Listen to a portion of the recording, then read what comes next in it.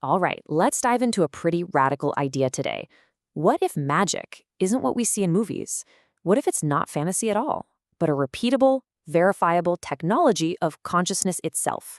And what if that technology is actually the key to understanding the fundamental nature of reality and maybe, just maybe, the fundamental nature of who you are? Let's get into it. So let's get this straight from the jump. The core idea is incredibly simple. Magic is just energy manipulation. We're not talking about wands and spells here. We're talking about consciousness, learning how to perceive and then direct these subtle forces that are literally all around us, all the time, but that most of us just never notice.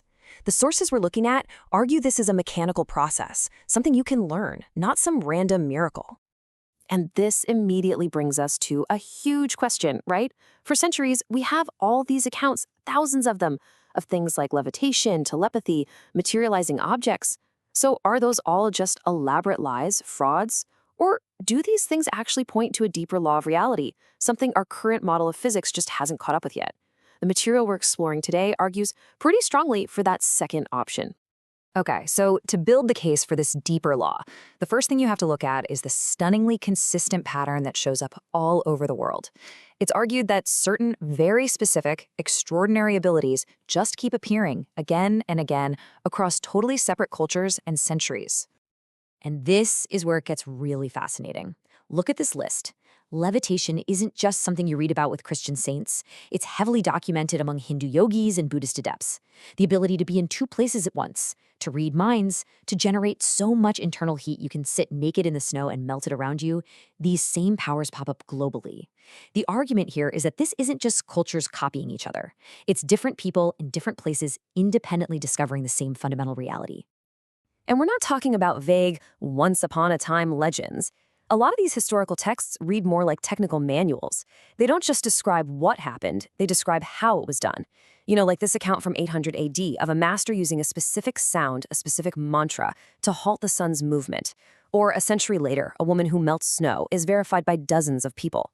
And even into the 18th century, you have skeptical British officers documenting an adept materializing things out of his empty hand. These are presented as repeatable phenomena, not just lucky one-off miracles. So, okay, if we even entertain the idea that these abilities are real, how in the world do they work? Well, the source material proposes this single underlying mechanism that connects every single one of them, and it all comes down to the conscious direction of life force. You've probably heard these words before, right? Chi, prana, mana, different cultures, different names, but they're all pointing to the same thing, a tangible life force energy. And this is key, it's not a metaphor. It's described as a real, perceivable substance, an energy that you can learn to feel, to gather, and to direct with your mind. And this energy is basically the raw material for all of these extraordinary abilities. So it all boils down to this incredibly simple three-step process. Number 1, where your awareness goes. Number 2, energy follows. And number 3, when that energy is directed with enough focus and intensity, it produces an effect in the world. This is the core principle behind everything from feeling a tiny tingle in your hand when you focus on it, all the way up to those major abilities we were just looking at. Here's a great way to think about it. Imagine someone who has only ever seen ice. If you tried to tell them about steam, this invisible gas that can push a locomotive, well, they'd think you were talking about magic, right? This analogy suggests that matter, energy, and consciousness aren't totally separate things. They're just different vibrational states, different densities of one fundamental substance. And these abilities happen when a person learns to work with the subtler, more gaseous states of that substance. Now, this mechanism has an absolutely profound implication. Think about it. If your consciousness can direct energy to actually affect physical matter, then our entire model of the universe might be completely upside down. It suggests that consciousness isn't just some random byproduct of a physical brain. It's actually fundamental to reality itself. And this slide really lays out the two competing ideas. The standard materialist view, what we're all taught, is that the physical brain, through chemistry and electricity, produces consciousness. You are a body that happens to think. But the consciousness first model, which these abilities seem to support, flips that script entirely. It says that consciousness is the primary field, and the entire physical universe, including your brain, appears within it. And this is the core argument, right here. If your awareness is literally just a chemical reaction happening inside your skull, then no amount of meditation or focus should ever let you levitate or read someone's mind. Consciousness couldn't affect matter because, in that model, consciousness is just a pattern of matter, and it's stuck plain by the normal rules of physics. So the very existence of these phenomena, the source claims, is direct evidence that materialism is an incomplete picture of reality. Okay, so these powers seem to prove consciousness is fundamental. This sounds like the ultimate goal, doesn't it? I mean, who wouldn't want to develop these amazing abilities? Well, this is where the entire narrative takes a really sharp and very unexpected turn. It turns out that every single tradition that teaches how to develop these powers also gives a very, very stern warning against them. And this right here is the central paradox. It's a huge one. These abilities are seen as proof of your true nature, that you're not just this limited physical body. But the very act of chasing those powers, of wanting to have them for yourself, is the single biggest obstacle to actually realizing that deeper identity. So why is that? Why are they a trap? Because these abilities are the ultimate ego candy. They make you feel special, powerful, chosen. You become attached to the idea of being the one who can do this. And that reinforces the very sense of a separate, special self that all these practices are actually designed to dissolve. The powers become this glittering, amazing distraction from the real goal, which is just to recognize yourself as the formless awareness in which everything, including these cool powers, appears and disappears.